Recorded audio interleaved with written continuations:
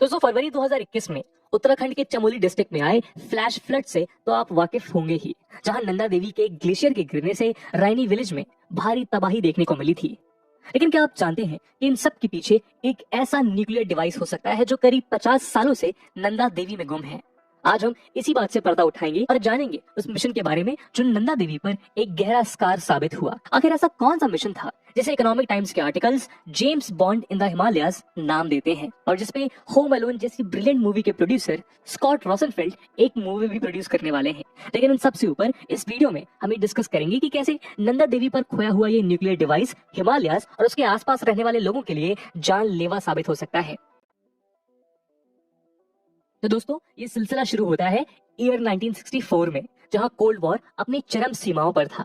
एक और America communism के बढ़ते इन्फ्लुएंस को काउंटर करने के लिए अपनी जियोपॉलिटिकल रीच बढ़ा रहा था, वहीं इंडिया भी 1962 में हुए इंडो चाइना वॉर के बाद से अपने नेबर चाइना को लेकर कॉशियस था। ऐसे में 1964 के दौरान जब चाइना ने शिनजियांग प्रोविंस में लेक लोप नूर के पास अपना पहला न्यूक्लियर टेस्ट कंडक्ट किया तो इंडिया और अमेरिका दोनों ही देश चिंता में पड़ गए। United Nations department of defence की हेडक्वार्टर बिल्डिंग पेंटागन में चाइना के न्यूक्लियर प्रोग्राम को टारगेट करने के लिए एक प्लान की शुरुआत हुई। CIA यानी अमेरिका सेंट्रल इंटेलिजेंस एजेंसी ने प्लान किया कि इंडियन इंटेलिजेंस ब्यूरो यानी कि IB की मदद से एक powerful listening device Indo Tibetan border पर रखा जाएगा, जिससे चाइना से आ रहे रेडियो सिग्नल्स की मदद से वहां हो रहे न्यूक्लियर प्रोग्राम्स को ट्रैक किया जा सके। इसके लिए डिवाइस को एक ऐसी जगह पोजीशन करना जरूरी था जो तिब्बतन प्लेटू के बहुत क्लोज हो और जहां एक बेटर हाइट एडवांटेज और अनऑब्स्ट्रक्ट व्यू मिले। और यहीं से इस मिशन के लिए चुना गया 25,640 फीट ऊंचा और इंडिया का second tallest peak Nanda Devi. इसकी हाइट का अनुमान आप 25 आईफल टावर्स को एक के ऊपर एक लगाकर इमेजिन कर सकते हो। क्योंकि भारत के लिए भी चाइना उस वक्त एक बड़ी चुनौती थी, इसीलिए इंडियन इंटेलिजेंस ब्यूरो ने CIA के साथ हाथ मिलाया और इस मिशन को शुरू कर दिया और इस मिशन का नाम रखा गया ऑपरेशन हैट। लेकिन 56 किलोग्राम के न्यूक्लियर डिवाइस को इंडिया के सेकंड हाईएस्ट माउंटेन के पीक तक ले जाना कोई आसान काम नहीं था।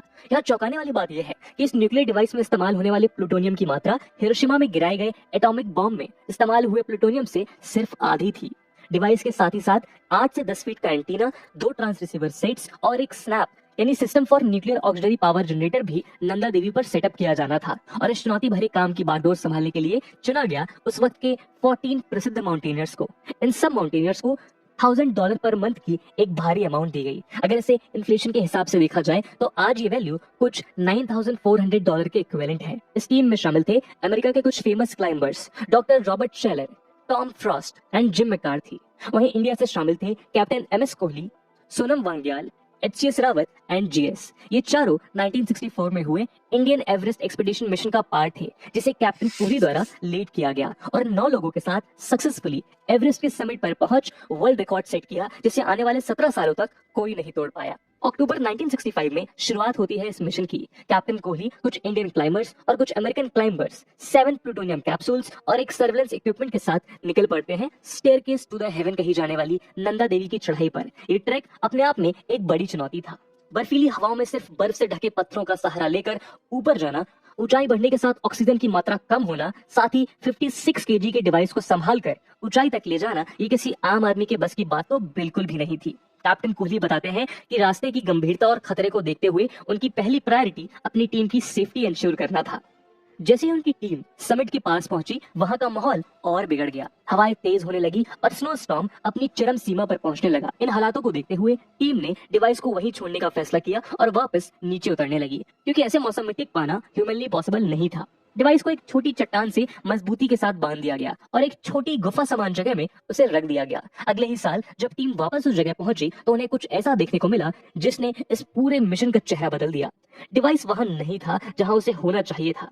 इस खबर ने CIA और IB दोनों को चौंका दिया।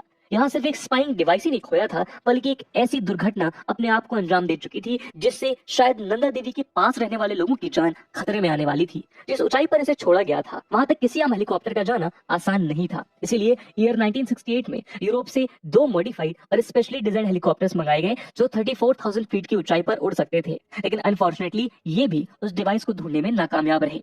नंदा देवी पर कई सर्च ऑपरेशंस के बावजूद ये न्यूक्लियर डिवाइस आज तक नहीं मिल पाया है। 1967 में CIA और IB द्वारा दूसरा स्पाइंग डिवाइस करीब 22,000 फीट ऊपर नंदा कोट पर इंस्टॉल किया गया। ये डिवाइस कुछ महीनों तक फंक्शनिंग रहा और साथ ही इसकी मदद से ये भी कंफर्म किया जा सकता है कि चाइना के पास कोई लॉन्ग रेंज न्यूक्लियर बॉम्ब नहीं है। दोस्तों, बात करें पहले न्यूक्लियर डिवाइस की, तो कुछ थ्योरीज का मानना है कि ये डिवाइस किसी एवलांचे की वजह से नंदा देवी से काफी नीचे खो चुका है। और चिंता की बात यह है कि इसमें इस्तेमाल होने वाले रेडियो एक्टिव एलिमेंट प्लूटोनियम की लाइफ 100 साल है। मतलब अभी भी अगले 30-40 साल तक इससे होने वाले नुकसान का अंदाजा नहीं लगाया जा सकता। अगर ये radio active element Nanda Devi पर मौजूद रिवर सिस्टम्स में मिल जाते हैं तो ये एक बड़े स्केल पर कैलेमिटीज पैदा कर सकते हैं। कई थ्योरिस्ट का मानना है कि फरवरी 2021 में उत्तराखंड के चमोली डिस्ट्रिक्ट में आए फ्लैश फ्लड्स का रीजन नंदा देवी में खोए न्यूक्लियर डिवाइस ही है।